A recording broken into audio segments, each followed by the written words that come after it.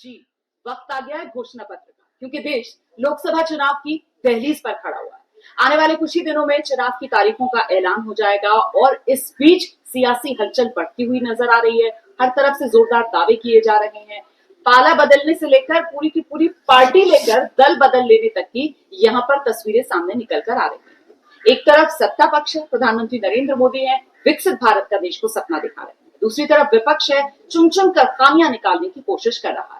इस सब के बीच अब बड़ी पॉलिटिकल पिक्चर है क्या आखिर 24 चुनाव की, यही समझने के लिए, जानने के लिए घोषणा पत्र आज खास मेहमान हमारे साथ मौजूद हैं।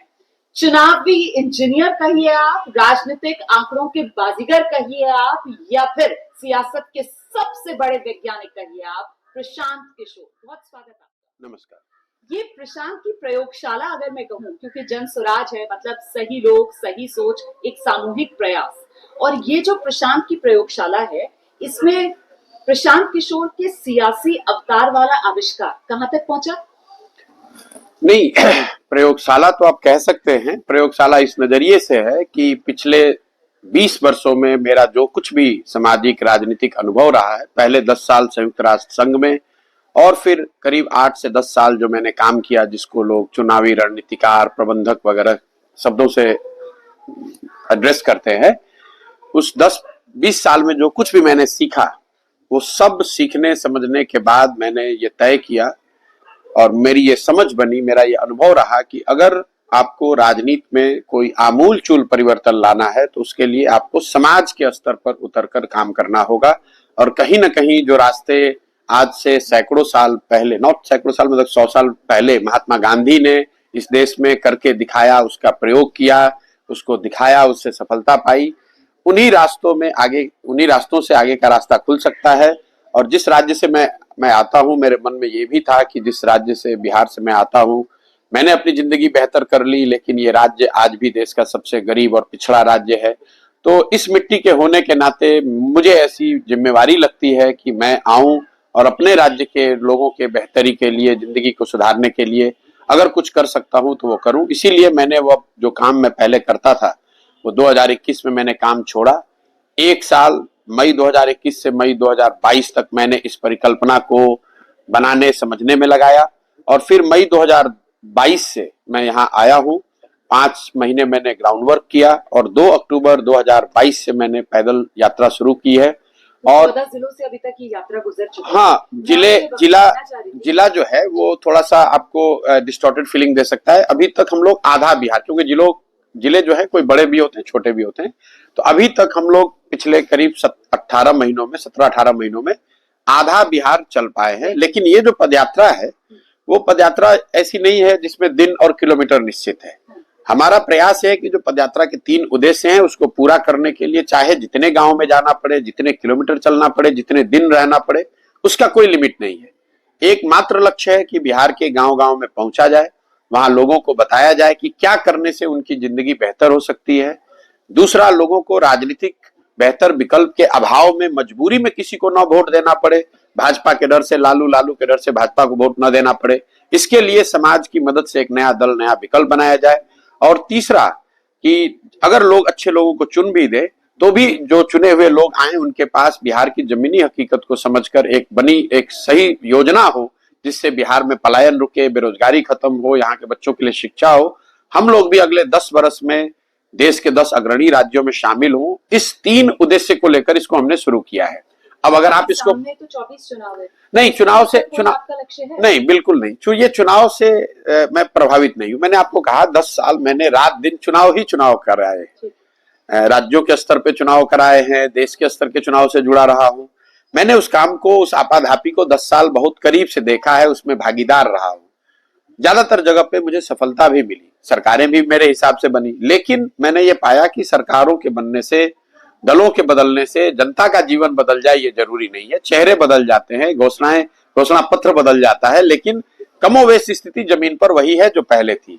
आप बिहार के नजरिए से देखें, 10 वर्ष कांग्रेस की, यूपीए की सरकार थी, तब भी बिहार देश का सबसे गरीब और पिछड़ा राज्य था, तब भी यहाँ के बच्चे पलायन और मजदूरी के लिए मजबूर थे। और जब आज 10 वर्ष से नरेंद्र मोदी जी की सरकार है तो भी बिहार के लोगों की वही दशा है। आज भी हमारे बच्चों को, बिहार के बच्चों को पलायन ही करना है। आज भी यहाँ पर फैक्ट्री नहीं है, आज भी यहाँ पढ़ने की व्यवस्था नहीं है। तो जनता के नजरिए से, खासकर मैं बिहार के नजरिए से बोल रहा हूं, उनके लोगों के जीवन में कोई फर्क नहीं आया। और इसमें मैं अपना प्रयास भी जोड़ता हूं। मैंने 2015 में यहाँ महागठबंधन की मदद की, उनको जिताया, उसके बावजूद बिहार में सुधार नहीं हुआ। तो कहीं ना कहीं हम लोग को ये सीखने समझने की जरूरत है। मुझे ऐसा लगता है, ये मैंने समझा कि सिर्फ दलों के बनने से, जीतने से, हारने से ये परिस्थिति नहीं बदलेगी। उसको हम लोग को जड़ तक पहुंचना होगा, समाज में उतर के प्रयास करना होगा। और इसी नजरिए से मैं प्रयास कर रहा हूं। अपने जीवन के 2 साल, 3 साल, 5 साल, जितना भी समय लगे, मैंने अपना घर, परिवार, काम धाम, दोस्त मित्र, जो भी मेरा था, सब कुछ छोड़कर पिछले 18 महीनों से, 2 साल से करीब करीब, 18 महीने से तो मैं पैदल ही चल रहा हूं, बाकी 6 महीना पहले इसके प्रिपरेशन में, करीब करीब 2 साल से मैं यहाँ रह रहा हूं। और मैं पूरी तरीके से संकल्पित हूं। देश में, दुनिया में क्या हो रहा है उससे मेरा कोई लेना देना नहीं है। हम लोग उसको पढ़ते हैं, सुनते हैं, उस पर टिप्पणी कर सकते हैं, लेकिन मेरे जीवन की प्राथमिकता बिहार में एक बेहतर व्यवस्था बनाना है। और इसके लिए जो कुछ भी करना पड़ेगा वो सब करेंगे। ठीक है, तो आपने पूरी तरीके से खुद को समर्पित कर दिया है बिहार के लिए। अब मेरा सवाल देश को लेकर है। आपने खुद अभी कहा 10 साल मोदी सरकार। सवाल ये कि 10 साल मोदी सरकार के बावजूद एक वो जो एंटी इनकम्बेंसी वाला फैक्टर है, वो इस मोदी सरकार को लेकर क्यों नजर नहीं आता? नहीं, ये देखिए, आप लोग का कई बार आंकड़ों को पढ़ने और समझने का, आंकड़ों की खूबी यह है कि आप उसको जिस तरीके से चाहे उस तरीके से इंटरप्रेट कर दें। मेरा अपना मानना है कि देश में विपक्ष कमजोर कभी नहीं है। विपक्षी पार्टियां कमजोर हो सकती हैं, विपक्ष का फॉर्मेशन कमजोर हो सकता है, विपक्ष कमजोर नहीं है। क्योंकि अगर आप आंकड़ों को ही देखेंगे तो बीजेपी को जब सबसे बड़ी सफलता 2019 में मिली तो उनको 38% वोट मिला। मतलब अगर 100 लोग वोट देने गए, उसमें 38 लोगों ने बीजेपी के, मोदी जी के, उनके कार्यशैली को, उनके विचारधारा को, उनके काम के आधार पर वोट किया। 62 लोगों ने उनको वोट नहीं किया। अब तो विपक्ष जमीन पर नहीं है ऐसी बात नहीं है, जमीन पर हर आदमी खुश है ऐसी बात नहीं है, ज्यादातर लोग तो खुश नहीं है। लेकिन इस 62 को एक साथ करना, और या उसके एक बड़े भाग को एक साथ करना, उसके लिए जो भूमिका विपक्षी पार्टियों की, नेताओं की होनी चाहिए, कहीं ना कहीं वो मिसिंग है। तो विपक्षी पार्टी कमजोर हो सकती है, उनका एजेंडा कमजोर हो सकता है, उनकी नैरेटिव या उनका प्रयास कमजोर हो सकता है। देश में विपक्ष नहीं है या देश में रहने वाला हर व्यक्ति इस सरकार से खुश है, ऐसा मानना बहुत बड़ी गलती होगी। सर, 24 चुनाव को लेकर अगर बिग पिक्चर और पॉइंट वाइज में आपसे कि आपकी नजर में 5 हाई पॉइंट्स क्या रहेंगे? नहीं, हाई पॉइंट्स किस नजरिए से, राजनीतिक नजरिए से या राजनीतिक नजरिए से पहले? नहीं, अगर आप ये जानना चाह रहे हैं कि 24 में क्या होगा, तो आज की तारीख में अगर आज चुनाव हो जाए, 2 महीने बाद क्या होगा मैं जानता नहीं हूं, लेकिन आज चुनाव हो जाए तो बीजेपी लेड एनडीए को बहुत बड़ी बढ़त दिख रही है। ये एक हाईलाइट अगर आप इसको लेना चाहते हैं तो ले ले। ठीक है। लेकिन 2 महीने में और क्या होगा ये मैं जानता नहीं। जनता किस तरफ किसको वोट देती है मुझे नहीं पता है। मुझे ये पता है कि अगर आज चुनाव हो जाए तो बीजेपी लेड एनडीए को एक बहुत बड़ी बढ़त है। बीजेपी की तरफ से दावा किया जा रहा है कि बीजेपी 370 और एनडीए 400। आपसे मैं ये समझना चाह रही हूँ, क्योंकि आपने करीबी से काम करने का तरीका देखा है, प्रधानमंत्री नरेंद्र मोदी का भी, अमित शाह का भी, कि इस तरीके के जो आंकड़े दिए जा रहे हैं इनकी तरफ से, ये वाकई में मुमकिन है? ये लोग देखिए या फिर ये चुनावी जुमले के तौर पर? नहीं, देखिए, ना वो जुमला है ना ये उसकी कोई गारंटी है कि वो हो ही जाएगा। ये तो चुनाव लड़ने की रणनीति का, प्रयास का, स्ट्रेटेजी का हिस्सा है। चुनाव सिर्फ जमीन पर नहीं, वो दिमाग में भी लड़ा जाता है, साइकोलॉजिकली भी लड़ा जाता है, और एक गोल सेटिंग भी होती है। आप परीक्षा में बैठते हैं तो अपने लिए तय करते हैं कि मुझे 90% नंबर लेकर आना है। उसमें कोई सही गलत की बात नहीं है। 90% का लक्ष्य लेकर आप तैयारी कर रहे हैं। संभव है कि 85 आ जाए, संभव है कि 95 आ जाए। तो अगर बीजेपी ये दावा कर रही है तो ऐसा तो ये हर चुनाव में करते हैं। बंगाल में भी कहा 200 सीट से ज्यादा लेकर आएंगे, हर प्रोग्राम में बैठ के कहा कि 200 से ज्यादा लिख के ले लीजिए, 200 से ज्यादा आ रहा है, आए 77। तो ये राजनीतिक दल, नेता इस तरह के दावे या इस तरह की गोल सेटिंग करते हैं। उसमें कोई सही गलत नहीं है, वो तो एक अनुमान है। किसी को देखिए, देश में जितने लोग भी हैं, नेताओं की बात तो छोड़ दीजिए, जो ट्रेंड सेफोलॉजिस्ट हैं, जो रोज नंबर आंकड़ों को देख रहे हैं, उसका अध्ययन कर रहे हैं, उनको भी किसी को डेफिनेटिव ये पता नहीं होता है। क्योंकि जो लोग भी स्टैटिस्टिक्स को समझते हैं, सेफोलॉजी को समझते हैं, कोई आंकड़ा आता है उसमें 3% प्लस माइनस का लोग मानकर चलते हैं। 3% तो वो नीचे लिखते हैं डिस्क्लेमर में कि plus minus 3% error, margin of error हो सकता है। अब भारत जैसे देश में अगर आप 3% प्लस और माइनस मतलब 5%, 6% का आप मार्जिन लेकर चल रहे हैं, 6% में तो कहां का कहां रिजल्ट हो जाएगा। तो आप एक इन्फॉर्म्ड गेस कर सकते हैं, आप प्रिसाइज नंबर नहीं दे सकते हैं। अगर आप देते हैं तो it's like calling the coin. देखिए, अगर कई बार कहते हैं अरे हमने पिछली बार कहा था वो नंबर आ गया, मतलब सेफोलॉजिस्ट दावा करते हैं, चुनावी विशेषज्ञ दावा करते हैं, टीवी चैनल वाले भी हल्ला मचाते हैं, पत्रकार के अलावा नेता भी कहते हैं। लेकिन होता ही है कि अगर मान लीजिए आपको कोई बोले कि भैया सिक्का उछालो, बोलो हेड और टेल, अगर 10 आदमी खड़े हैं तो 5 आदमी तो सही बता ही देगा, क्योंकि प्रोबेबिलिटी 2 है। तो कई, और जो सही बताएगा वो बताने लगेगा कि मुझे मालूम है कि कैसे सिक्का को कॉल किया जाता है। इसे ऐसी कोई बात नहीं है, आप एक इन्फॉर्म्ड गेस कर सकते हैं। किसी को प्रिसाइज नंबर नहीं मालूम होता है, वो मोदी जी को भी नहीं मालूम है, और कोई साधारण सेफोलॉजिस्ट अगर बैठ के कर रहा है उसको भी मालूम नहीं है। अगर मालूम होता तो बंगाल में 200 सीट का दावा कैसे कर रहे थे, कर्नाटक में जीत का दावा कैसे कर रहे थे। आप ये बड़े राज्य छोड़ दीजिए, दिल्ली उनके नाक के नीचे एक सिटी स्टेट है, वहां पर 2015 में आम आदमी पार्टी को 67 सीट आ गया, 2020 में उनको 62 सीट आ गई, और अमित शाह खड़े होकर कह रहे थे हमें 40 सीट आ रहा है, 40 प्लस सीट आ रहा है। तो ये 2 बातें हैं, एक तो उनको पता नहीं होता है, फिर भी वो कहते क्यों है? कहते इसलिए है कि उनको जो सूचनाएं मिल रही होती हैं उसके आधार पर उनका गेस है। और दूसरा, आपको पार्टी के नेता होने के नाते आप ये थोड़ी ना कहिएगा कि मैं हार रहा हूं, आप तो यही कहिएगा कि मुझे बहुत बड़ी जीत मिल रही है। एक सवाल और, इससे बिल्कुल उलट सवाल, दूसरी तरफ के जो दावे हैं उनकी तरफ से कहा जा रहा है कि साहब जिस तरीके का बम बम माहौल इस बार बीजेपी के लिए है, मोदी के लिए राममय माहौल है, वो लाभार्थी हैं, मोदी की गारंटी है, हिंदी हार्टलैंड के 3 राज्य जहां पर अभी बम्पर जीत मिली है, तो ये एक तरीके से 2004 कहीं 2024 में रिपीट होने वाला है। मतलब जो उस जमाने में इंडिया शाइनिंग वाला एक माहौल था। नहीं, देखिए, ये कॉमन सेंस की बात है।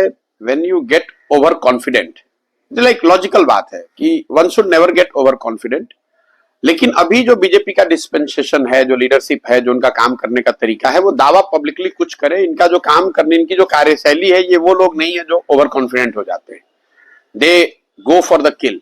अगर उनको मालूम है कि वो जीत रहे तो भी वो हल्के में नहीं लड़ेंगे। वो ये जो मैं आपको बता रहा हूं, जैसे मोदी जी या अमित शाह या जो भी अभी बीजेपी की लीडरशिप है, इनकी कार्यशैली ये नहीं है कि बस जीत हो गया अभी बैठ जाओ, बस जीतने ही वाले हैं।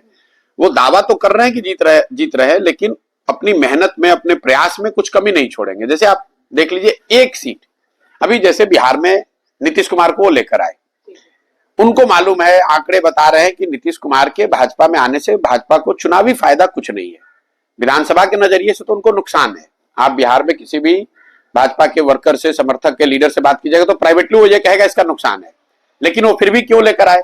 क्योंकि वो एक साइकोलॉजिकल एडवांटेज चाहते थे, इंडिया अलायंस को साइकोलॉजिकल झटका देना चाहते थे।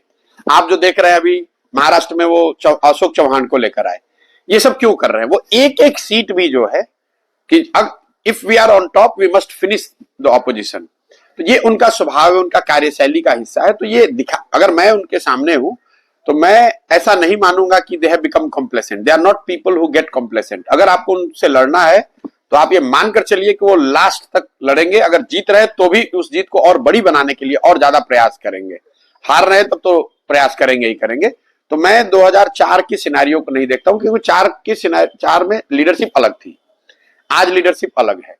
दूसरा, जो विपक्ष ये मान के चल रहा है कि भाई हमारे लिए, they are largely basing their things on assumptions, कि कुछ चीजें हो जाएंगी, डिसकंटेंट है, लोग नाराज हैं, ये बहुत सारी चीजें अनुमान पर आधारित है, ये आपके अपने प्रयास पर आधारित नहीं है। जो उन्होंने इंडिया अलायंस बनाया है, मतलब इंडिया अलायंस बने हुए सबसे पहले तो ये बहुत देरी से बनाया गया।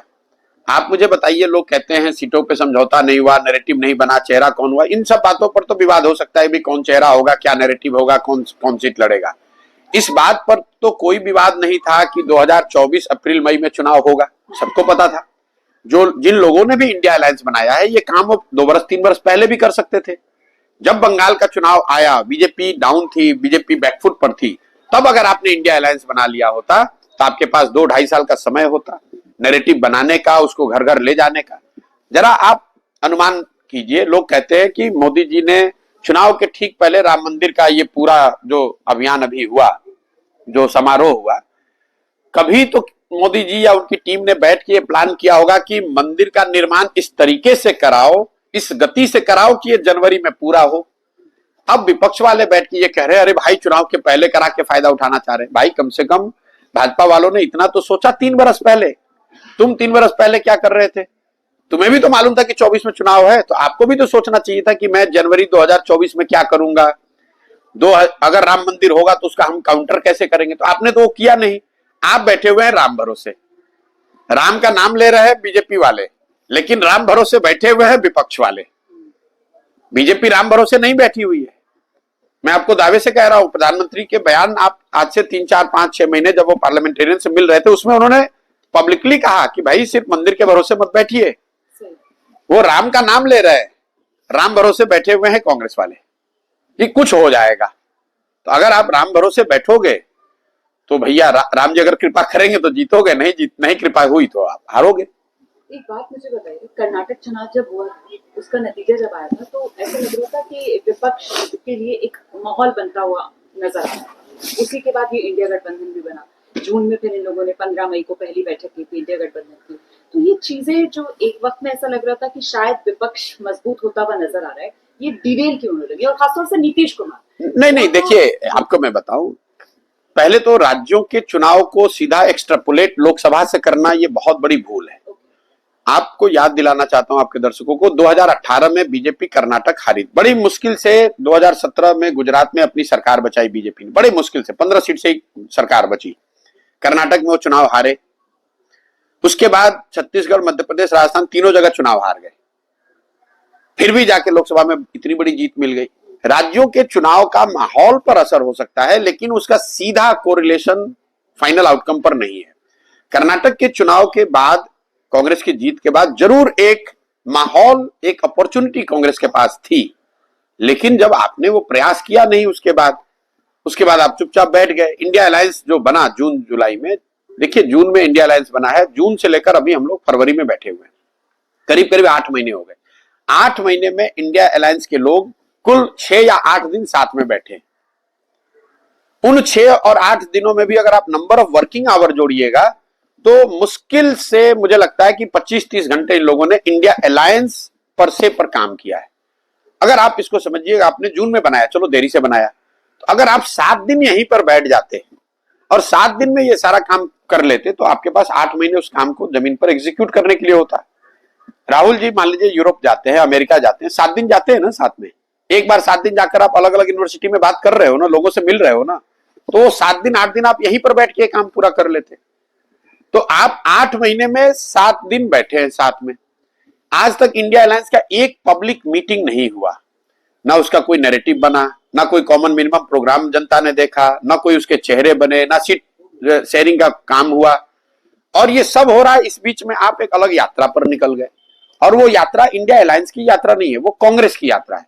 इसीलिए मैंने किसी दूसरे इंटरव्यू में कहा कि मतलब इससे गलत टाइम यात्रा का कुछ हो ही नहीं सकता था। जब आप किसी आर्मी को लीड कर रहे हैं, और खासकर कई देशों के आर्मी का आप के ज्वाइंट कमांडर हैं, आप 1-2 दिन फ्रंट पर जा सकते हैं। आप हेडक्वार्टर को छोड़कर फ्रंट पर चले जाइए तो आपकी पूरी स्ट्रेटजी तो ऐसे ही हवा में चली जाएगी। तो जब राहुल जी को ग्राउंड पर होना चाहिए था तब वो दिल्ली में बैठे थे। जब उनको दिल्ली में होना चाहिए था स्ट्रेटेजिक चीजों को सॉल्व करने के लिए, सीट शेयरिंग करने के लिए, नेताओं को साथ में रखने के लिए, कैंडिडेट का चुनाव करने के लिए, कॉमन मिनिमम प्रोग्राम फाइनलाइज करने के लिए, तब वो रोड पर घूम रहे हैं। तो ये तो जब इस तरह की आप कॉमन सेंसिकल चीजें भी अगर आप नहीं ठीक कर रहे हैं तो आप कैसे जीत सकते हैं? बेसिक जो बात आपने कही ना, बिल्कुल कॉमन सेंस वाली बात है। ये बात प्रशांत किशोर को समझ में आती है, ये बात रुबाना इसार खान को समझ में आती है, और ये बात मुझे लगता है हजारों लाखों लोगों को भी बहुत आसानी से समझ में आती है। लेकिन ऐसा जो होता है, इसके पीछे की वजह क्या, इसको कांग्रेस का अपॉर्चुनिज्म के तौर पर देखा जाना चाहिए कि कांग्रेस शायद इस चक्कर में थी कि उन पार्टियों की जमीन पर वो खुद को खड़ा कर लेती? और नहीं, मुझे ऐसा नहीं लगता है। अगर ऐसा होता, अगर कांग्रेस की रियली नियत ऐसी होती कि मैं बिहार में आरजेडी जदयू का स्पेस ले लूं, या यूपी में सपा का स्पेस ले लूं, या बंगाल में टीएमसी का स्पेस ले लूं, तो उसके लिए तो 3 साल 4 साल पहले से प्रयास करते। वो उनका वो प्रयास नहीं है, सिंपल लेथार्जी है and lack of common sense है। हुआ ये कि जो उन्होंने पहली पदयात्रा की उसको थोड़ा सा ट्रैक्शन मिला, चैटर बना।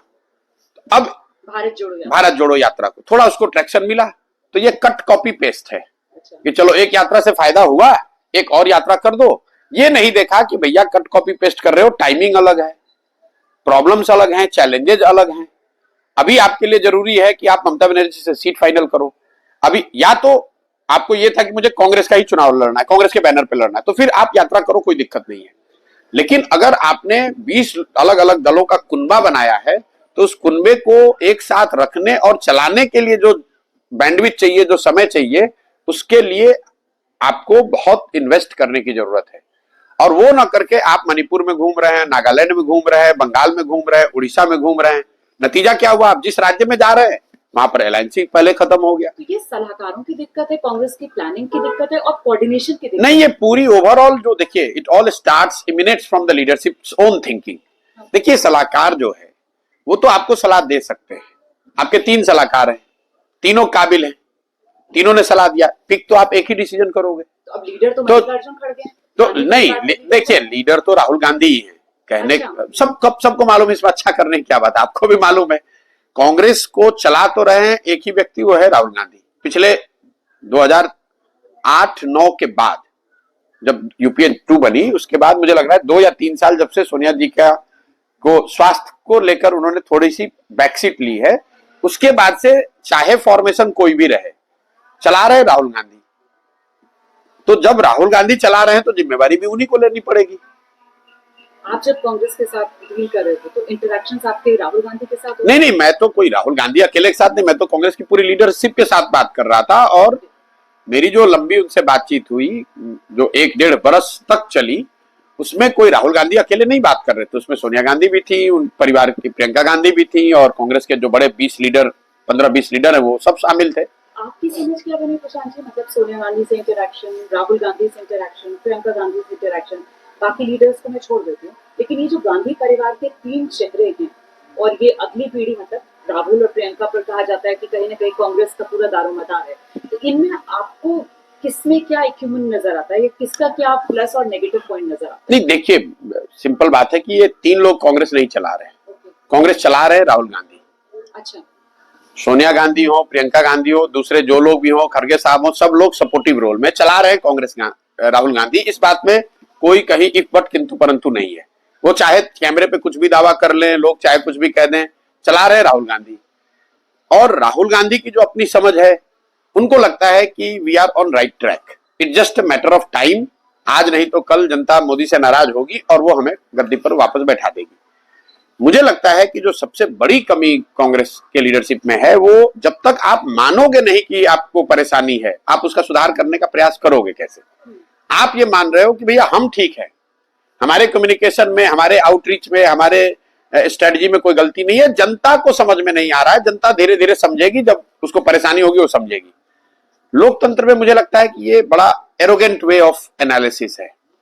अगर मैं मान लीजिए इतना बड़ा प्रयास बिहार में कर रहा हूं, इसके बावजूद अगर जनता इस बात को स्वीकार नहीं करती है, तो I should be humble enough to accept कि भाई मेरे प्रयास में, मेरे कम्युनिकेशन में कुछ कमी रह गई, मुझे और इसको सुधारने की जरूरत है।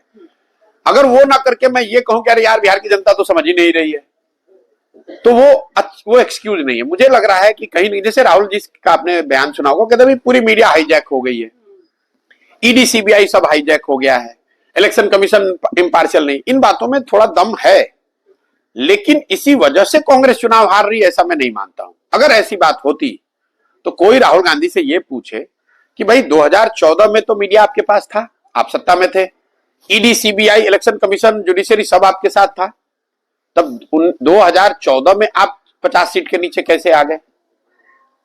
और अगर मीडिया से ही और जुडिशरी इलेक्शन कमीशन से ही जीत हार होती, तो बीजेपी पिछले 10 वर्षों में जहां कहीं भी चुनाव हारी है, वो कैसे चुनाव हारी है? देखिए, जो भी सत्ता में रहेगा उसको मीडिया का, व्यवस्था का, संस्थाओं का कुछ ना कुछ सपोर्ट रहता ही है, एक्स्ट्रा सपोर्ट रहता है। जब कांग्रेस सत्ता में थी तो उन्हें भी था, और आज बीजेपी है तो उनको भी है, थोड़ा ज्यादा हो सकता है, उसको ज्यादा मिसयूज कर सकते हैं, ज्यादा कम कर सकते हैं। लेकिन लड़ाई तो आपको पॉलिटिकली ही लड़ना पड़ेगा। आपके बिहाफ में मीडिया वाले लड़ाई नहीं लड़ेंगे। आप लड़ाई लड़ रहे हैं तो मीडिया उसको दिखा सकता है, थोड़ा कम दिखाएगा, ज्यादा दिखाएगा, दिखाना तो पड़ेगा ही। आप सब बात छोड़ दीजिए, अभी किसानों का आंदोलन चल रहा है, सो कॉल्ड सरकार का पूरा ही कब्जा है मीडिया पर। भले ही उसको उसके अलग अलग पहलू, अलग अलग नजरिए से लोग दिखा रहे हैं, लेकिन दिखा तो सब रहा है कि भैया किसान का आंदोलन हो रहा है, किसान रोड पर आए हुए हैं। कोई भी मीडिया, चाहे बीजेपी का अपना इन हाउस भी मीडिया हो, क्या है, वो कह सकता है कि किसान रोड पर नहीं है। मीडिया तो एम्पलीफायर है, अगर साउंड होगा तो उसको कोई बढ़ा सकता है, कुछ घटा सकता है, लेकिन साउंड क्रिएट करने की जिम्मेवारी, आंदोलन खड़ा करने की जिम्मेवारी वो तो पॉलिटिकल पार्टी की है। तो जब तक राहुल जी या कांग्रेस की लीडरशिप इस बात को नहीं समझेंगे, तब तक ये ऐसा है कि you are putting the ball in others court. कि भाई मैंने कहीं बयान सुना, उन्होंने कहा कि मीडिया, ईसी, जुडिशरी सब मेरे हाथ में दे दो, मैं कल हरा के दिखा दूंगा। मेरे भाई, आप कभी नहीं हरा के दिखा पाओगे, क्योंकि जब तक आप अपनी गलती नहीं देख रहे हो, दूसरे की गलती को पर उंगली उठा रहे हो। दूसरा गलत है, हो सकता है, वो विवाद का विषय है, पहले अपने को तो ठीक करो। अच्छा, राजनीतिक समझ के तौर पर कहा जाता है कि दोनों भाई बहनों में प्रियंका गांधी की बेहतर सियासत को लेकर समझ है, क्या वो भी रियलिटी चेक भाई को नहीं बता पाती? देखिए, मैं ये नहीं कह सकता हूं, मेरे पास कोई ऐसा थर्मामीटर नहीं है कि मैं ये बता दूं कि किसकी समझ कम है, ज्यादा है। मेरे से ये सवाल पूछा गया कि भाई तीनों में सबसे ज्यादा समझ किसकी है, बेहतर समझ किसकी है, वहां पे मैं ये कह सकता हूं कि सोनिया जी की समझ, उनका अनुभव, उनका काम करने का तरीका इन दोनों से ज्यादा बेहतर है, उसमें कहने में कोई दिक्कत नहीं है। प्रियंका जी और राहुल जी की तुलना इसलिए नहीं होनी चाहिए क्योंकि प्रियंका गांधी को अभी वो भूमिका मिली नहीं है।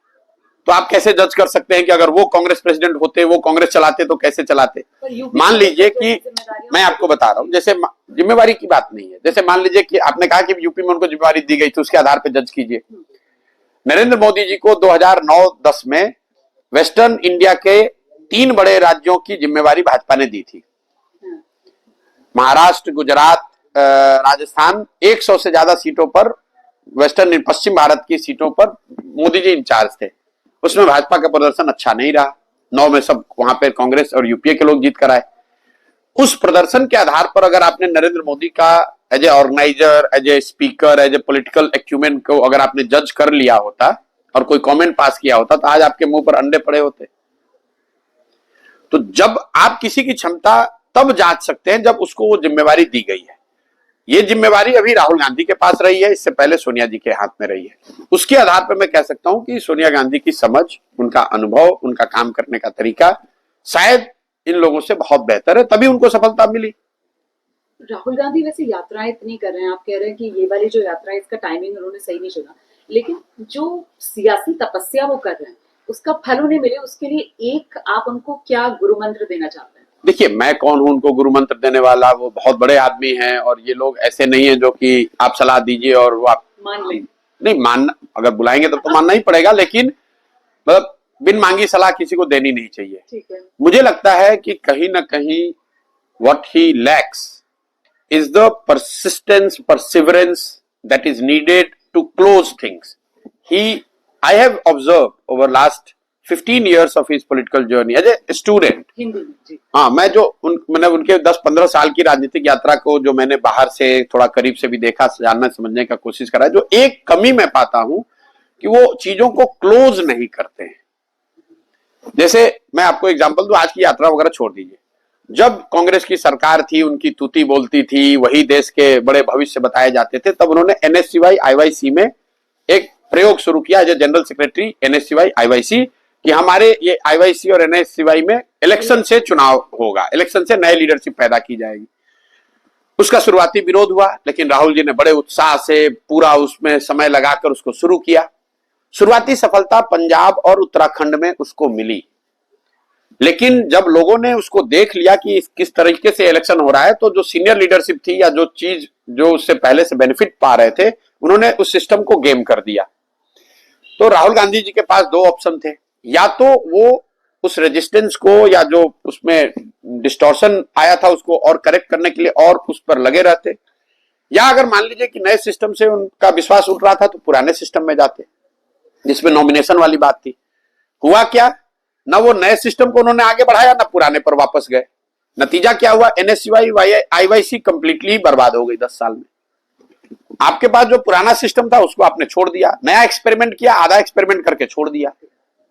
और इस तरह मैं आपको 20 ऐसी घटना बता सकता हूं जहां पर राहुल गांधी ने बड़े उत्साह से कोई काम शुरू किया, शुरुआती दिनों में उसको बैक किया, कम व्हाट में वी विल डू दिस, और फिर जैसे ही रेजिस्टेंस आया, जैसे ही सेटबैक लगा, जैसे ही परेशानी आई, तो या तो फिर मुश्किल का सामना नहीं कर पाते। नहीं, मुश्किल का सामना करने की बात नहीं, सामना तो कर रहे हैं। हाँ। लेकिन जब परिस्थिति विपरीत होती है तो छोड़ के भाग जाते हैं। मतलब उस पर अनिर्णय की स्थिति हो जाना, मैदान छोड़कर भागे नहीं है, अनिर्णय की स्थिति कि भाई मुझे इलेक्शन वाले फॉर्म में जाना है या पुराने फॉर्म में जाना है, ये निर्णय ले लो। अगर ये निर्णय ले लोगे तो सही या गलत कुछ फायदा होगा, अगर आप अनिर्णय में रहेंगे तो दोनों का ही नुकसान, दोनों साइड से नुकसान हो रहा है। और ये उनके पूरी राजनीतिक यात्रा का मैंने पैटर्न देखा है। भाई प्रशांत किशोर को ले आओ, अब प्रशांत किशोर की जो पूरी योजना है उसको आपने समझ लिया, और समझने के बाद आपने यूपी में शुरुआत की। जैसे ही थोड़ी सफलता मिली, जो समाजवादी पार्टी आपको 10-20 सीट नहीं दे रही थी उसने 110 दिया, अब तुरंत प्रशांत किशोर के प्लान को छोड़ के वो अलायंस वाला प्लान अपना लिया। नतीजा क्या हुआ कि जो आपने शुरुआत की थी 27 साल यूपी बेहाल, उसी सपा से जाके आपने अलायंस कर लिया, तो ना माया मिली ना राम, दोनों ओर से मारे गए। तो वो जो डिसाइसिवनेस है, एक डिसीजन लेना और डिसीजन पर टिके रहना, वो मुझे लगता है कि उनकी सबसे बड़ी कमजोरी है। जब तक उस चीज को वो नहीं एड्रेस करेंगे तब तक कोई भी सफलता बहुत बड़ी मिलने वाली नहीं है। तो फैसला ना लेने की क्षमता राहुल गांधी की आप कह रहे हैं सबसे बड़ी कमजोरी? नहीं, फैसला न लेना मैं नहीं कर, फैसला लेना और फिर उस पर टिके ना रहना, फैसले पर टिके रहना और do whatever it takes to execute it.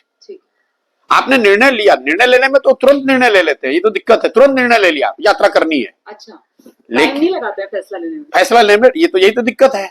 अगर आप समय लगाकर निर्णय नहीं लोगे तो आपने निर्णय ले लिया तुरंत, हाँ भाई प्रशांत किशोर ये बता रहे हैं बिल्कुल ठीक है, तुरंत करते हैं। लेकिन मेरा अपना यूपी का क्यों, मैं 10 दिन बैठने के बाद भी मैंने उनके ऑफर को, कांग्रेस के ऑफर को क्यों मना किया? इसलिए मना किया कि मेरा यूपी में अनुभव ये रहा था कि जब आप उनको चीजें बताते हैं कांग्रेस की लीडरशिप को कि ये 10 चीजें करनी है, वो तुरंत एग्री कर जाएंगे। 10 के 10 बात, लोगों को लगता है कि लोग एग्री नहीं कर रहे, वो 10 के 10 बात एग्री कर जाते हैं। मेरी समस्या है कि बहुत जल्दी एग्री कर जाते हैं, 10 चीज पे एग्री कर गए। इसका मतलब उन्होंने पूरी उसकी नुआंसेस को समझा ही नहीं कि इस 10 चीज को करने में कितनी ताकत, कितनी डिटर्मिनेशन की जरूरत है। नतीजा ये होता है कि जब आप 10 चीज को करने जाएंगे और 4 चीज में जैसे ही अटकेंगे तो फिर आप उसको मैदान छोड़कर भाग जाएंगे, और भागेंगे मतलब अब उसको छोड़ दिया बीच में ही, लटका दिया, तो अब आप ना पीछे जा रहे ना आगे जा रहे हैं, ये मुसीबत है। तो फिर अब कांग्रेस तो राहुल गांधी के हाथों में, तो 14 की तरह और ज्यादा डेसिमेट होते हुए हम देखेंगे 24 में कांग्रेस को, या 19 में जो हल्का सा ग्राफ बढ़ा था 14 के बाद, उस दिशा में आपको? नहीं, 19 में ग्राफ बढ़ा कहां था भाई, आप लोग देखिए, जो कांग्रेस को सीटें 19 में आई थी जी, वो केरल से आई, तमिलनाडु से आई और पंजाब से आई। ये 3 राज्य हैं, 9 सीट तमिलनाडु से, 18 केरल से और 7 पंजाब से। तो 2/3 करीब 2/3 कांग्रेस के जो एमपी आज हैं वो 3 राज्यों से आते हैं। ये कोई भी राज्य ऐसा नहीं जहां कांग्रेस ने बीजेपी से लड़के उनको हराया हो। केरल में आप लेफ्ट को हराए, तमिलनाडु में आप एआईएडीएम को हराए और वो भी डीएम के अलायंस में, और पंजाब में आपने अकालियों को हराया। जब तक कांग्रेस बीजेपी से डायरेक्ट मुकाबले में उनको नहीं हराएगी, और वो करीब 250 ऐसी सीटें हैं जहां कांग्रेस और बीजेपी में सीधा मुकाबला है, जब तक कांग्रेस उसमें कम से कम 1/3 सीट ना जीते, मतलब लोग कहते हैं रिवाइवल का प्लान क्या है? रिवाइवल का ये प्लान है कि आप विपक्ष को मजबूत बनना है, जीतना हारना छोड़ो, कम से कम ये कोशिश करो कि 30% का स्ट्राइक रेट आपका बीजेपी के अगेंस्ट हो, 25% का स्ट्राइक रेट हो। अभी कांग्रेस का स्ट्राइक रेट बीजेपी के अगेंस्ट 14 और 19 दोनों में सिंगल डिजिट में है। अगर वो 10 सीट लड़ते हैं तो उसमें 1 या 2 जीतते हैं। जिस दिन वो 10 में 3 या 4 जीतने लगेंगे, अपने आप आपको रिवाइवल दिखेगा। और वो बीजेपी के अगेंस्ट की बात है। आप तेलंगाना में जीत जाइएगा, उससे कोई फायदा नहीं है, उसकी सीटों की संख्या बढ़ जाएगी, लेकिन जो परसेप्शन है, जो राजनीतिक डिस्कोर्स है, वो नहीं बदलेगा जब तक कि आप बीजेपी को गुजरात में, महाराष्ट्र में, छत्तीसगढ़ में, बिहार में, यूपी में, इन राज्यों, वेस्टर्न और नॉर्दर्न इंडिया में जो करीब 300 सीटें हैं, इन 300 सीटों में जब तक कांग्रेस, एसपी, आरजेडी, एनसीपी, ये जो 4 दल हैं, ये मेन लोग हैं, 2014 के बाद इन सभी दलों की, सिर्फ कांग्रेस की नहीं, आरजेडी के पिछली बार 0 सांसद आए, सपा के 14 में 5 थे, 19 में भी 5 हैं। यही हाल कमोबेश एनसीपी का है। तो जब तक कांग्रेस प्लस ये 3 पार्टियों का स्ट्राइक रेट एटलीस्ट 20-25% नहीं होगा, तब तक आपको ऑपोजिशन का रिवाइवल नहीं दिखेगा। ठीक है सर, बिहार से शुरू कर लेते हैं, इन्हीं चारों राज्यों पर जरा बात कर लेंगे। बिहार के अंदर जब तक नीतीश कुमार आरजेडी महागठबंधन इंडिया गठबंधन में थे, तब तक ये माना जा रहा था कि बीजेपी को 24 में नुकसान होगा 2019 के मुकाबले। हालांकि अभी आपने कहा कि बीजेपी को एक सीट का फायदा नहीं होगा नीतीश कुमार के साथ आने से। नीतीश कुमार के साथ आने से बीजेपी पार्टी को यहाँ नुकसान होगा। तो इसलिए नुकसान होगा कि नीतीश कुमार का अपना कोई वोट बैंक यहाँ बचा नहीं है, खासकर लोकसभा के चुनाव के नजरिए से।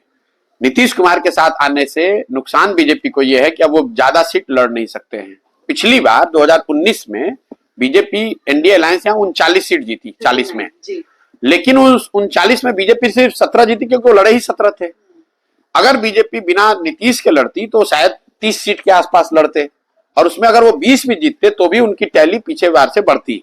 अब वो उतनी सीट लड़ेंगे नहीं, तो नेट नेट या तो 2-4-5 सीट का फायदा होगा या नुकसान होगा। लेकिन एनडीए को यहाँ पहले भी बहुत बड़ी बढ़त थी बिहार में, और नीतीश कुमार के आने के बाद से वो बढ़त थोड़ी और 1-2% से और मजबूत हुई होगी। लेकिन नीतीश कुमार के आने से एनडीए की ताकत बिहार में बढ़ गई है, ऐसा जो लोग दिल्ली में बैठ के एनालिसिस कर रहे हैं, उनको बिहार की पॉलिटिक्स का जमीनी हकीकत का कोई जानकारी नहीं है। वो जो मोदी और अमित शाह की जोड़ी एक एक सीट पर फोकस करती है, जो आपने कहा कि बहुत फोकस्ड है, तो नीतीश कुमार को एनडीए के पाले में लाकर बिहार 40 लोकसभा सीटें, 40 में से 40 स्ट्राइक रेट का इंतजाम तो किया नहीं, वो उनको मालूम था कि यहाँ पर हम जीत रहे हैं। नीतीश कुमार को सीट के लिए लेकर नहीं आए हैं, नीतीश कुमार को वो साइकोलॉजिकल उस लड़ाई के को जीतने के लिए लेकर आए हैं कि नीतीश कुमार इंडिया गठबंधन बना रहे थे, उसके अगुआ थे, प्रधानमंत्री का चेहरा बन रहे थे विपक्ष के, तो उसी को तोड़ के ला दो। तो एक झटके में जो साइकोलॉजिकल झटका दिया बीजेपी ने, उसके लिए दिया। उनको इलेक्टोरल यहाँ कोई फायदा नहीं है,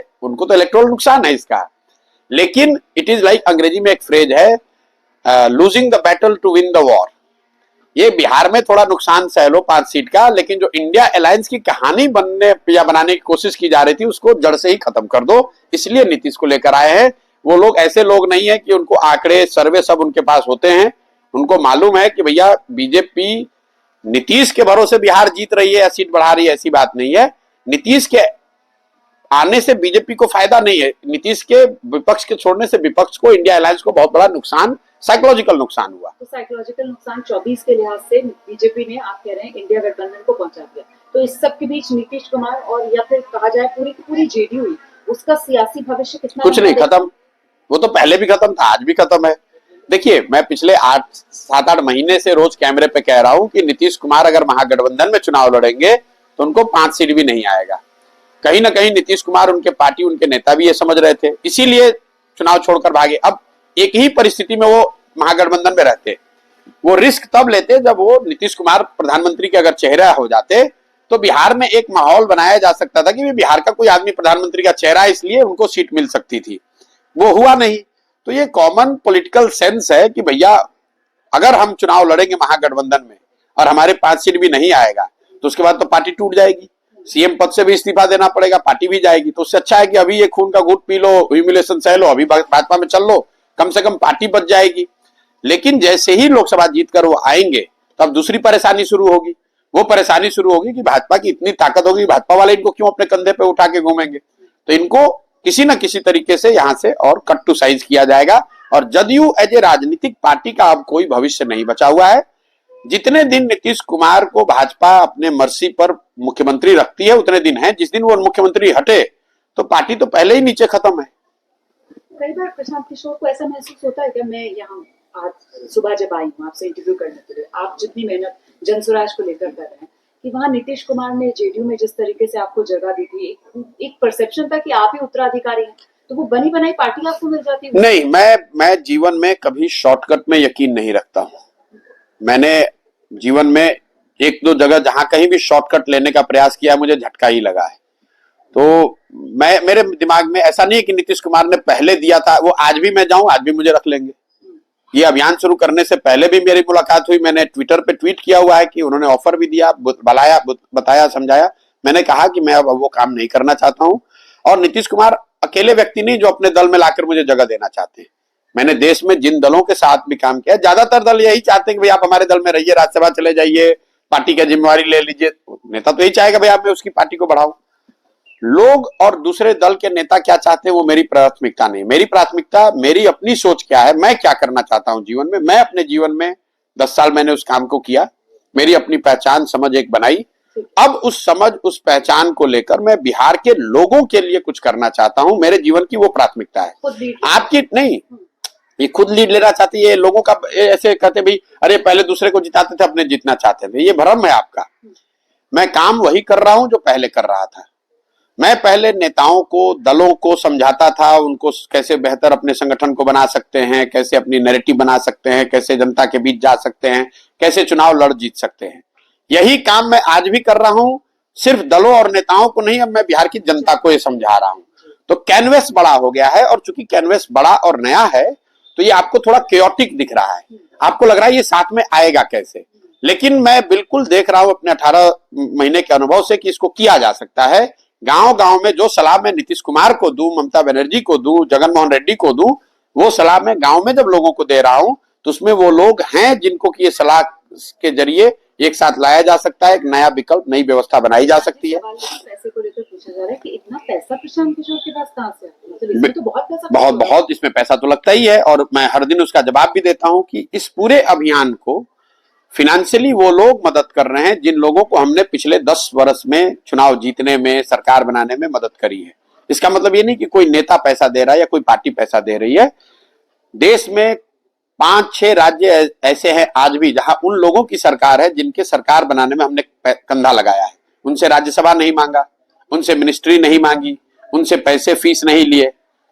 इसीलिए नहीं लिया कि कभी जीवन में जब जरूरत पड़ेगी तो आपसे मदद मांगेंगे। आज उनसे मदद मांग रहे हैं कि बिहार में जो देश का सबसे गरीब और पिछड़ा राज्य है, मैं एक ईमानदार प्रयास करना चाहता हूं, मेरी मदद कीजिए। 5-6 राज्यों में जो लोग सरकार में हैं या उनके जो समर्थक हैं वो थोड़ी थोड़ी भी मदद करेंगे तो ये अभियान चल नहीं, मैं सारे लोग मदद कर रहे हैं जिनकी भी मैंने मदद की है पिछले, सारे लोग मैं कह रहा हूं जिनकी भी मैंने मदद की है पिछले 8-10 सालों में, सबको पता है किनकी सरकार बनाने में हमने मदद की है। तो यहाँ नीतीश और लालू की भी बनवाई थी, बिल्कुल करी थी। तो नीतीश और लालू के भी उस समय जो मददगार रहे होंगे वो लोग हमको मदद कर रहे हैं कि उनको मालूम है कि अगर मैं नीतीश लालू का महागठबंधन बनाकर यहाँ जितवा सकता हूँ तो ये जो प्रयास कर रहा हूँ इसमें भी सफलता मिल सकती है। अच्छा, आप इतनी कोशिश कर रहे हैं। मैं आपको ये बता, फिर मैं, आपने ठीक सवाल पूछा है। कोई ये भी कहता भाई बीजेपी का भी आप मदद किए तो वो लोग भी पैसा दे रहे। पार्टी टीएमसी और बीजेपी पैसा नहीं दे रहा है, लेकिन बीजेपी को जो लोग मदद करते हैं उन्होंने मेरी कार्यशैली को देखा है, मेरी क्षमता को जानते हैं थोड़ा या कम। मतलब वो लोग है आपका, उसमें इन्वेस्टर्स आ रहे हैं, आपका पोटेंशियल देखकर इन्वेस्टर्स आ रहे हैं। इन्वेस्टर तो नहीं कहूंगा, ये वो लोग हैं जिन्होंने मुझे काम करते हुए इन दलों के साथ, नेताओं के साथ देखा है, और इनको ऐसा लगता है जब मैं उनको रीच आउट करता हूं कि ये बिहार में एक प्रयास कर रहे हैं, ये प्लान है, ये खर्च है, आप हमारी मदद कीजिए, तो वो लोग मदद कर रहे हैं। बिहार में हम बैठे हुए हैं, 25 में आप भी चुनावी एंट्री करने वाले हैं। ऐसे में तेजस्वी यादव को लेकर एक सवाल आता है मन में, तेजस्वी का टाइम आपको लगता है बिहार में आएगा? देखिए, व्यक्ति की तो मैं कोई बात नहीं करता हूं, लेकिन ये जो मतलब राजनीति में काठ की आंधी बार बार नहीं चढ़ती है। ये लोगों का भ्रम है कि आरजेडी कोई बहुत बड़ा दल है बिहार में और लालू जी का करिश्मा यहाँ कायम है। आप आंकड़ों को देखते नहीं। एक जमाना था जब लालू जी की यहाँ तूती बोलती थी, तब लालू जी बिहार झारखंड एक होता था। 54 में 51 सांसद उनके जीत कर आए थे। आपके दर्शकों के लिए और आपके लिए बता दूं कि आज बिहार झारखंड मिलाकर आरजेडी के 0 सांसद हैं, 0, 0। एक जमाना था जब वो पूरा बिहार उनके नाम पर वोट करता था। आज लालू जी के नाम पर वोट नहीं पड़ता है, लालू जी के डर से वोट पड़ता है, या लालू जी के जो लोग भाजपा से डरते हैं वो लालू जी को वोट करते हैं। लालू जी के पक्ष में वोट देने वालों की संख्या बहुत कम रह गई है। मुझे किसी ने बताया भाई लालू जी बिहार के इतने बड़े नेता थे, वो प्रधानमंत्री क्यों नहीं बने? तो मेरा अपना जो आकलन है लालू जी के अपने राजनीतिक जीवन का, लालू जी किसी जमाने में जब उन्होंने शुरुआत की, जब बहुत बड़े नेता थे, तो वो गरीबों के नेता थे, फिर वो पिछड़ों के नेता बने, फिर वो यादवों के नेता बने। आज के तारीख में लालू जी या उनके सुपुत्र तेजस्वी जी राजद के यादवों के नेता हैं। वो बिहार के यादवों के भी नेता नहीं है। बिहार में सीएसडीएस का सर्वे, बड़ी सीट पार्टी है। सुन तो लीजिए आप, जी। बिहार का सीएसडीएस का सर्वे उठाकर देख लीजिए, हाँ जी। 30% से ज्यादा यादव समुदाय के लोगों ने भाजपा को पिछले लोकसभा में वोट किया है।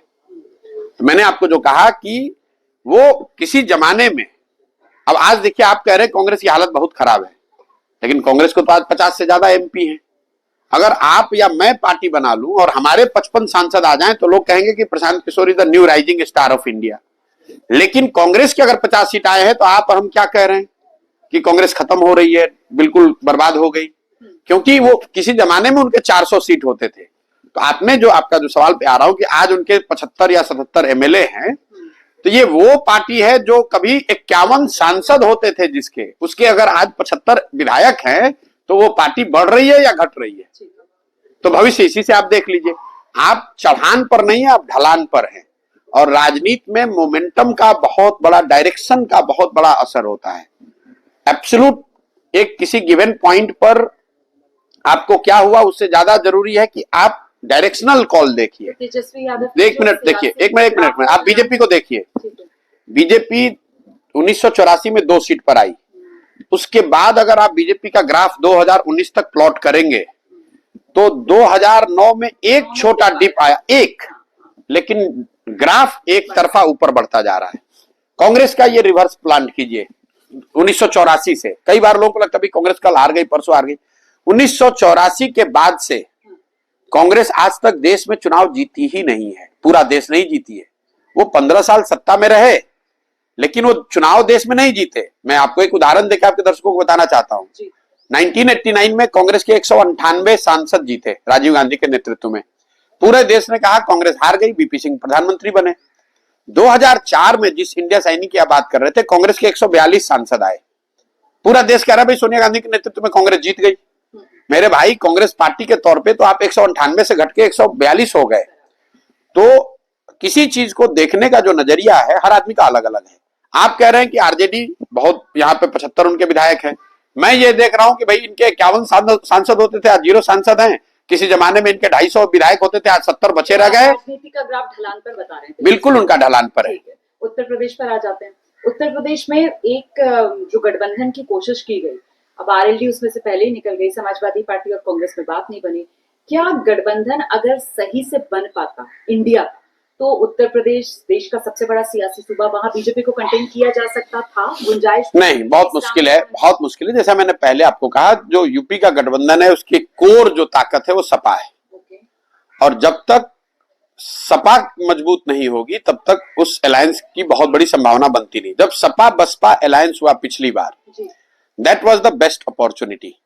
अब बीएसपी डेसिमेट हो गई है और बीएसपी का जो वोट शेयर कुछ उन्होंने रिटेन किया, कुछ भाजपा में चला गया, कुछ शायद सपा को भी आया होगा। तो वो ताकत कम हुई है। सपा को भी क्लोजली फॉलो करने वालों को देखना चाहिए। कई बार लोगों को लगता है भाई मुलायम सिंह जी, जो सब नेताजी जो बड़े नेता थे, मुलायम सिंह जी के सक्रिय राजनीति से हटने के बाद से अखिलेश यादव के नेतृत्व में सपा आज तक चुनाव नहीं जीत पाई है। 2012 में जीते, 2000 पहली जब पिछली बार चुनाव लड़े जीते ये यूपी में, जब सरकार बनी 2009-10 में, उस समय मुलायम सिंह यादव चेहरा थे, शिवपाल जी थे, अखिलेश जी, उसमें एक उनकी प्रोमिनेंट भूमिका थी। लेकिन चुनाव मुलायम सिंह यादव जी के चेहरे पर उनके नेतृत्व में लड़ा गया। जीतने के बाद अखिलेश जी को बनाया गया सीएम। लेकिन उसके बाद जब से मुलायम सिंह यादव जी हटकर अखिलेश जी का चेहरा बन गया, उसके बाद से 4 बड़े चुनाव हुए, 2 लोकसभा 2 विधानसभा। चारों चुनाव में सपा बुरी तरह हारी है। 2014 के लोकसभा चुनाव हुए, अखिलेश जी मुख्यमंत्री थे, उस समय सपा को 5 सांसद आए। 2017 में कांग्रेस के साथ अलायंस में लड़े, 50-55 विधायक आए। 2019 का लोकसभा चुनाव वो बसपा के साथ अलायंस में लड़े, बसपा को 10 आए लेकिन सपा को 5 ही आए। फिर 2022 में जब उन्होंने चुनाव लड़ा विधानसभा का, फिर उनको बुरी तरह हार का सामना करना पड़ा। तो अखिलेश जी के नेतृत्व में सपा अभी तक चुनाव जीती नहीं है। ये बात मैं बार बार आपको कह रहा हूं, चाहे वो राहुल जी हो, तेजस्वी हो, अखिलेश हो, पार्टियों का नेतृत्व मिलना, चूंकि आपके पिताजी की पार्टी है तो परिवार की पार्टी है तो आप उसका नेतृत्व ले सकते हैं। पार्टी का नेता बनना आसान है, देश का, राज्य का नेता बनना अलग है। आपकी पार्टी है, आपके पिताजी लालू जी हैं तो आप राजद के नेता बन जाएंगे, लेकिन इसका मतलब ये नहीं कि आप बिहार के नेता बन गए। आप मुलायम सिंह जी के लड़के हैं तो आप सपा के नेता बन जाएंगे, तो सपा का जो वोटर है, काडर है, सिस्टम है, व्यवस्था है, वो आपको नेता मान लेगा। लेकिन उत्तर प्रदेश की जनता ने आपको नेता माने, इसके लिए तो आपको लंबे प्रयास की जरूरत है। बंगाल पर जरा वहां पर ममता बनर्जी और दीदी की शैली बेहतर तरीके से आप दर्शकों को बता पाएंगे, क्योंकि एक परसेप्शन उनके बारे में बनता है कि साहब बहुत ही जिद्दी किस्म की औरत हैं, वो जो फैसला ले लेती हैं शायद उस पर टिकी रहती हैं अपने फैसले पर, लेकिन इंडिया गठबंधन के साथ आई और फिर गठबंधन से अलग हो गई। इससे ममता बनर्जी की जो सियासत है बंगाल में, उसे फायदा होगा या नुकसान? देखिए, मैं दीदी के साथ मैंने 2 साल काम किया है, हाँ जी। और बंगाल के चुनाव में मैंने दीदी को फ्लेक्सिबल और काम करने में बहुत, जिसके साथ काम करने में आसानी हो वैसा ही पाया। मुझे कम से कम व्यक्तिगत तौर पर मैंने ये कई मौकों पर मैंने कहा है कि मुझे दीदी के साथ काम करते हुए कोई दिक्कत हुई नहीं। 2 साल मैंने बड़े आराम से और मजे से काम किया वहां। आज उनकी क्या स्थिति है, क्या परिस्थिति है, मैं बंगाल से सीधा जुड़ा हुआ नहीं हूं, लेकिन मैं बंगाल में बीजेपी और टीएमसी में बड़ी लड़ाई देखता हूं। कई लोगों को जो ऐसा लग रहा है कि विधानसभा में जिस तरह की सफलता टीएमसी को मिली थी, इसका मतलब है कि बीजेपी एकदम कमजोर पड़ गई है पश्चिम बंगाल में, वो बहुत बड़ी भूल कर रहे हैं। बंगाल में BJP is a rising force. अच्छा। और टीएमसी को बहुत बड़ी चुनौती है, और टीएमसी ने अगर ठीक से चुनाव नहीं लड़ा तो उनको 2019 की तरह झटका भी लग सकता है। ये बंगाल के अंदर अभी संदेश खाली वाला मामला बहुत कर रहा है, तो ये जो संदेश खाली में हो रहा है, इसको आप एक चुनावी पैतरे के तौर पर या ये मौसमी माहौल के तौर पर खबर, या फिर ये ध्रुवीकरण के लिए किया जा रहा है एक प्रयोग? नहीं, देखिए, जो वहां मुद्दा है मैं तो जानता नहीं हूं कि एग्जैक्ट मुद्दा क्या है। सरकार का एक अपना पक्ष है, विपक्ष का एक अपना नजरिया है, आगे जांच होगी और एजेंसियां लगेंगी, लोग भी रिपोर्ट कर रहे हैं। जब आप सत्ता में हैं और इस तरह की घटना सही या इन टर्म्स ऑफ परसेप्शन अगर आ जाए, तो सत्ता में बैठे हुए दल और नेता को उसका नुकसान होना ही होना है। ये बात आप मानकर चलिए। वो सही हो ना हो वो अलग बात है, वो तो जांच का विषय है, लेकिन in purely in terms of perception मैं इसको टीएमसी के लिए नेगेटिव मानूंगा, इसको पॉजिटिव नहीं मानूंगा। ठीक है, अब मैं महाराष्ट्र की तरफ आते हैं। आपने एनसीपी का भी जिक्र किया। महाराष्ट्र, क्या आपको ऐसा लग रहा है कि सबसे ज्यादा जिसके बारे में कुछ आप अनुमान लगा ना पाए, उस तरीके का एक राज्य बनकर उभरा है? क्योंकि वहां पर जो इंडिया गठबंधन वाले दल हैं वो 2 फाड़ हो चुके हैं, एनडीए का बिल्कुल शक्ल बदली हुई है, महाविकास अघाड़ी की शक्ल बदली हुई है। देखिए, महाराष्ट्र की जो स्थिति है, मैं कोई महाराष्ट्र का या किसी भी राज्य का एक्सपर्ट नहीं हूं, मैं तो ऐसे बैठ के आपसे चर्चा कर रहा हूं।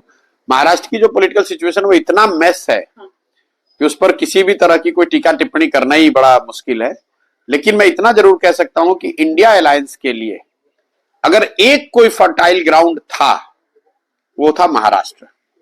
और कहीं ना कहीं बीजेपी भी इस बात को समझती है। बिहार के मुकाबले भी महाराष्ट्र बिल्कुल सबसे फर्टाइल ग्राउंड महाराष्ट्र था, और बीजेपी को इसकी भनक, इसकी खबर, इसकी जानकारी है। इसीलिए आप अगर पिछले 1 साल में प्रधानमंत्री के दौरे अगर देखें, नॉन पॉलिटिकल दौरे, तो सबसे ज्यादा दौरे उन्होंने महाराष्ट्र और तमिलनाडु में किए। ये दौरे ऐसे नहीं बनाते ये लोग, तो रोज आंकड़े देख रहे हैं, फीडबैक उनको आ रहा है, उसके आधार पे कर रहे हैं। कहीं ना कहीं भाजपा को भी इस बात का एहसास रहा है कि महाराष्ट्र में स्थिति गड़बड़ हो सकती है। लेकिन विपक्ष जिस तरीके से महाराष्ट्र को एक्सप्लॉइट कर सकता था पॉलिटिकली अपने फेवर में, मुझे नहीं लगता है कि वो आज इस स्थिति में है कि वो उसको एक्सप्लॉइट कर पाए। और इसका मतलब ये नहीं है कि ये तोड़ फोड़ की मैं बात कर रहा हूं। ओवरऑल जो पब्लिक सेंटिमेंट है, जो एक सिंपैथी थी, जो एक ग्रास रूट पर आयुड से उथल पुथल थी, उसका फायदा विपक्ष उठा सकता था। आज वो कितना उठा पाएगा, मुझे उसको लेकर डाउट है। लेकिन अगर मैं इंडिया अलायंस को एडवाइस कर रहा होता, हाइपोथेटिकली, जो थैंकफुली मैं नहीं कर रहा हूं, तो मैं उनको कहता Maharashtra is the low hanging fruit, जहां पर बड़ी सफलता मिल सकती है। अगर वो प्रयास आज से 6 महीना साल भर पहले किया गया होता, तो महाराष्ट्र वो स्टेट है जहां बीजेपी को बैकफुट पर डाला जा सकता था। बिहार वो जगह नहीं थी, महाराष्ट्र वो जगह थी। लेकिन प्योर एरिथमेटिक हिसाब से अगर देखा जाए तो महाराष्ट्र के अंदर तो नंबर गेम, वो जिस तरीके से पार्टियों में तोड़फोड़ हुई है, उसी का सबसे बड़ा खमियाजा लगता है ना? नहीं, देखिए, पार्टी नेता के इधर उधर जाने से वोटर थोड़ी ना जाता है। वो तो विधायक भागेंगे, एमपी भागेंगे, कुछ काडर इधर उधर होता है, उसका कुछ असर हो सकता है परसेप्शनल या अदरवाइज, सिंबल ही चलेगा, उससे कोई फर्क नहीं है। वो तो शरद पवार जी एक यूनिक पॉलिटिशियन है, उन पर मैं टीका टिप्पणी नहीं करना चाहता हूं। मैं एक ही बात कह सकता हूं कि इंडिया अलायंस, अगर बीजेपी के हिसाब से देखें तो एक प्रॉब्लमेटिक स्टेट जो उनके लिए था वो महाराष्ट्र था, और धीरे धीरे महाराष्ट्र को उन्होंने रिकूप किया है। और उसको अदर वे कहें तो इंडिया अलायंस के पास जो अपॉर्चुनिटी थी महाराष्ट्र में, कहीं ना कहीं they have allowed it to slip away. दूसरा स्टेट में कर्नाटक मानता हूं जहां Congress could have consolidated in a big way, वो भी मुझे लग रहा है कि now BJP is fighting back. तीसरा स्टेट में वेस्ट बंगाल मानता हूं जहां BJP was down in dumps, they have been allowed to come back. और मुझे लग रहा है कि इन तीनों स्टेट जो बड़े राज्य हैं, इन तीन बड़े राज्यों में, और अगर विधानसभा के नजरिए से देखूं तो मध्य प्रदेश वो राज्य था जहां बीजेपी बैकफुट पर थी कर्नाटक के बाद, वहां पर Congress has allowed BJP to come back. नहीं तो बंगाल के अंदर अगर ममता कांग्रेस और लेफ्ट के साथ आ जाती तो वो नहीं कंटेन किया जा सकता। मैं बात भाई, पिछला जो विधानसभा चुनाव हुआ था हाँ। उसमें तो लेफ्ट और कांग्रेस दीदी के साथ नहीं थे, फिर भी भाजपा को 77 पर उतार दिया गया। सिर्फ अलायंस कर लेने मात्र से, नेताओं के साथ में आने से कोई चुनाव जीत हार नहीं होती है, वो तो एक पहलू है सिर्फ। मैं ये कह रहा हूं कि बंगाल में BJP was decimated below 10, BJP has made a comeback, is making a comeback और appearing to be making a comeback. In Maharashtra BJP was in backfoot, India alliance for the lack of their effort and strategy again has allowed that gain to go away। और कर्नाटका जहां BJP एकदम back foot पर चली गई थी, कांग्रेस को lead था, वहां पर भी मुझे लग रहा है कि BJP is going to make an stunning comeback. और ये तीनों चारों स्टेट में जो कमबैक है, इसी वजह से आप देख रहे हैं कि फिर से जो चैटर है कि 330 350 ये सब जो बातें हो रही हैं, वो बीजेपी वाले इसलिए कर पा रहे हैं कि इन तीन चारों राज्यों में जहां उनको परेशानी थी वहां पर या तो उन्होंने अपने प्रयास से स्थिति बेहतर की, या ऑपोजिशन के लैक ऑफ एफर्ट से वो एडवांटेज जो था वो उनके हाथ से निकल गया। एक और चीज जो अभी पिछले दिनों हमने देखी, आप कर्नाटक का जिक्र कर रहे हैं, पर वो बात ये निकल कर आई सियासी पसंद के तौर पर देश में एक नॉर्थ साउथ डिवाइड है, तो मतलब कर्नाटक के जरिए बीजेपी उसको पार्ट लेगी इस बार 2000। नहीं, ये देखिए बड़ा सिंपलिस्टिक, टीवी स्टूडियो में बैठ के लोग कहे नॉर्थ साउथ डिवाइड, ऐसा मैं देखता नहीं हूँ। इंडिया में एक divide electorally, I am underlining electorally, उसको किसी दूसरे क्षेत्र में ना करें, वो है ईस्ट साउथ और नॉर्थ वेस्ट। ईस्ट साउथ और नॉर्थ हाँ, और ईस्ट वेस्ट, ईस्ट साउथ का मतलब है आप बिहार से शुरू कीजिए, बिहार, बंगाल, उड़ीसा, तेलंगाना, आंध्र प्रदेश, तमिलनाडु, केरल, ये जो 220 सीटें हैं, यहां पर भाजपा की 50 से कम सीटें रही हैं। 150 से ज्यादा सीट विपक्षी दलों के पास रही है, या उन दलों के पास रही है जो बीजेपी नहीं है, एनडीए का हिस्सा फॉर्मली नहीं है, चाहे वो नवीन पटनायक हो, जगनमोहन रेड्डी हो, फॉर्मली एनडीए के हिस्सा नहीं रहे।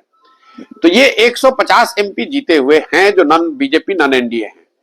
इनकी वैल्यू इसलिए नहीं है पॉलिटिकली क्योंकि जो बाकी के 300 बच गए नॉर्थ और वेस्ट में, जहां BJP is fighting with Congress, NCP, SP and RJD, in 300 में बीजेपी 80% सीट जीत गई। तो जब तक आप नॉर्थ और वेस्ट में बीजेपी को, अगर आप बीजेपी को नॉर्थ और साउथ में समझो, नॉर्थ और वेस्ट में अगर आपने 80 सीट में हरा दिया, तो ये 80 और बाकी के जो 150 हैं वो मिलकर 230 240 हो सकते हैं। नॉर्थ साउथ का डिवाइड इसलिए नहीं, जैसे आप कह रहे हैं कर्नाटक में बीजेपी जीती हुई है 100% लोकसभा की सीट, तो नॉर्थ साउथ का डिवाइड कहाँ है? ये आपने बहुत अच्छा बताया, ईस्ट साउथ और नॉर्थ और वेस्ट वाला जो डिवाइड आपने बताया। ये जो है ना, अगर आपको बीजेपी को हराना है तो पूरी ताकत आपको लगानी है वेस्ट और नॉर्थ में 75 से 80 सीट जीत जाओ। ईस्ट और साउथ में बीजेपी चाहे कुछ भी कर ले, वो 50 का 60 कर लेगी, 65 कर लेगी, वो 220 में 200 नहीं जीत सकते। तो आपके पास 150 कैप्टिव सीट है। अब कोई ये आर्गुमेंट दे सकता है भाई ये तो जीते हुए हैं लेकिन जगनमोहन रेड्डी तो नहीं है साथ में। अगर वैसा फॉर्मेशन कोई आएगा तो ये जो पार्टियां हैं बीजेडी, वाईएसआरसीपी, टीडीपी,